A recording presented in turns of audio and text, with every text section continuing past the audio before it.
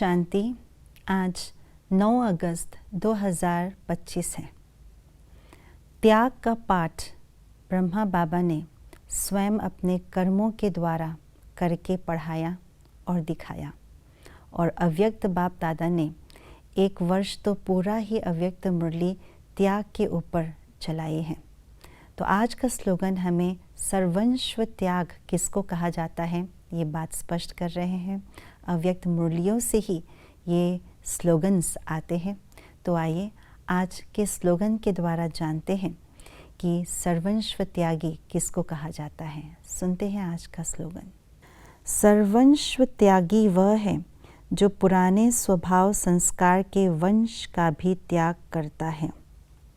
बाबा ने अलग अलग अव्यक्त मुरलियों में त्याग के परिभाषा बताए, त्याग के प्रकार बताए हैं, त्याग के स्टेप्स बताए हैं। पहला, दूसरा, तीसरा त्याग के स्टेप्स। बाबा ने सबसे पहले यही कहा कि सबसे पहला त्याग है देह अभिमान का त्याग। हमें अपने देह के भान और अभिमान का त्याग करना है, और कई प्रकार के त्याग भी बताए हैं। आज के स्लोगन में विशेष रूप से ये फोकस हमें ये करवा रहा है कि सर्वंश्व त्यागी किसको कहा जाता है। यही एक अव्यक्त मुरली में स्पष्ट की गई है बाबा ने कि सर्वंश्व त्यागी अर्थात अपने पुराने स्वभाव संस्कारों के भी त्याग।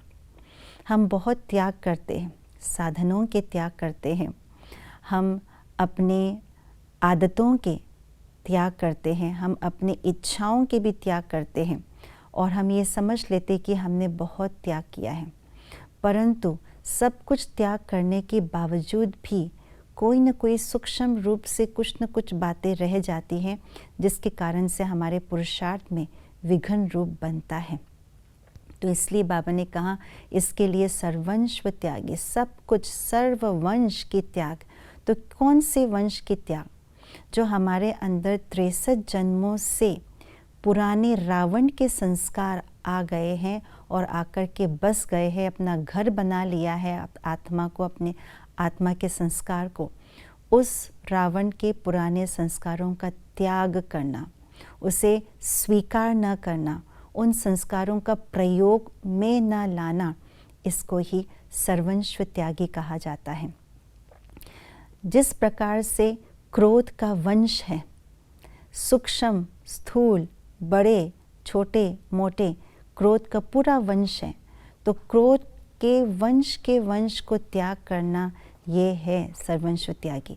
ऐसे एक एक विकार के जो वंश है, अंश से लेकर के वंश तक पूरा त्याग करना, कोई भी रॉयल रूप भी न रह जाए, इसको सर्वंश्व त्यागी कहते हैं। संस्कारों का भी त्याग, भाव का भी त्याग, भावना का भी त्याग, जो रावण के भाव, स्वभाव, भावना है, उसका भी त्याग तभी कहा जाएगा सर्वंश्व त्यागी। उसके लिए क्या युक्ति है? बाबा ने यही युक्ति बताया है। त्याग सिर्फ छोड़ना नहीं है, लेकिन कुछ धारणा भी करनी है, कुछ धारण अपने जीवन में भी करनी है। बाबा ने यही बताया जो सबसे पुराने ते पुराने अपने स्वभाव और संस्कार है, उसे धारण करो तो ऑटोमेटिकली रावण के स्वभाव संस्कार समाप्त हो जाएंगे, वो त्याग ऑटोमेटिकली हो जाएगा। तो पुराने से पुराने स्वभाव संस्कार है, अपने दैवी स्वभाव संस्कार, अनादि संस्कार, आदि संस्कार, पूज्य के संस्कार, इसकी स्मृति स्वरूप बन करके अपने प्रैक्टिकल धारणा में लाते हैं, तो रावण के सारे स्वभाव संस्कार वंश सहित हम त्याग कर सकते हैं आसानी से। तभी हम सर्वंश्व त्यागी कहला सकेंगे। ओम शांति।